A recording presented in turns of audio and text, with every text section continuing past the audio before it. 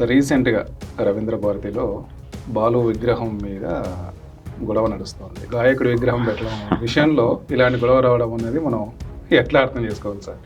ఆయన విగ్రహం పెడుతున్నారు, బాగానే ఉంది. కానీ తెలంగాణకు సంబంధించినటువంటి గాయకులు, సినిమా రంగానికి సంబంధించిన సేవలు చేసుకున్న వాళ్ళే ఉన్నారు కదా.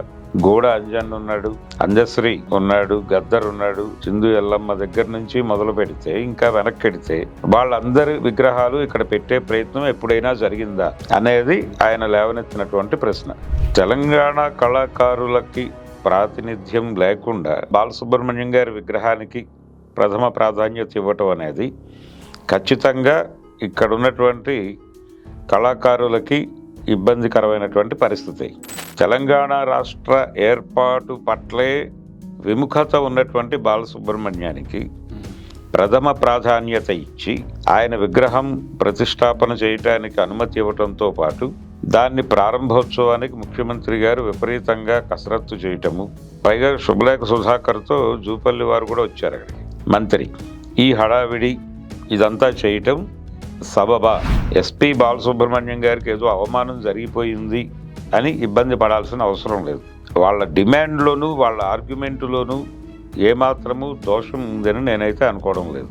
రీసెంట్గా మళ్ళీ అంటే ఇక్కడ మైత్రివనంలో ఎన్టీఆర్ విగ్రహాన్ని స్థాపిస్తానని, రవీంద్ర భారతిలో విగ్రహం పెడతామని, రోషే విగ్రహం పెడతామని ఇట్లాంటివి కొన్ని ప్రకటనలు చేస్తున్నారు. అవి కూడా కొంచెం ఇన్స్టిగేట్ చేసే విధంగా ఉన్నాయి ఎమోషన్స్ని. అంటే గవర్నమెంట్ ఏమైనా డైవర్షన్ పాలిటిక్స్ లాగా దీన్ని యూజ్ చేసుకుంటుందా, లేకపోతే ఎన్టీఆర్ విగ్రహం మేము పైగా మామూలుగా చెప్పలేదు, ఆ ప్రకటన చాలా ఎమోషనల్గా చెప్పారు. ఆ ఎమోషన్ ఎక్కడి దాకా వెళ్ళిందంటే ఈ విగ్రహ ప్రతిష్టాపనని ఎవరు అడ్డుకుంటారో చూస్తాను అన్నాడు ఆయన. జనరల్గా అంటే ఈ విగ్రహాలు ఇప్పుడు పెట్టాల్సిన అవసరం ఉందా అసలు? ఎందుకంటే ఆ గోర్ఖీ నగరంలో కూడా విగ్రహాలన్నీ మట్టి కొట్టుకుపోయినట్టుగా, ఎవరు పట్టించుకోనట్టుగా అట్లాంటి వాతావరణం ఉంది. ఇట్లాంటి పరిస్థితుల్లో విగ్రహాలని పెట్టాలా, దాని చుట్టూ రాజకీయాలు చేయాలా అన్నది కూడా ఒక ప్రశ్న వస్తూ ఉంటుంది. అంటే విగ్రహం పెట్టడం వెనకాల ఖచ్చితంగా ప్రయోజనాలు ఉంటాయి, పొలిటికల్ ప్రయోజనాలు ఖచ్చితంగా ఉంటాయి. అది ఎస్పీ బాలసుబ్రహ్మణ్యం గారి విగ్రహం కావచ్చు, లేకపోతే మొన్న ప్రతిపాదించినటువంటి అమీర్పేట చౌరస్తాలో ఎన్టీఆర్ విగ్రహం కావచ్చు.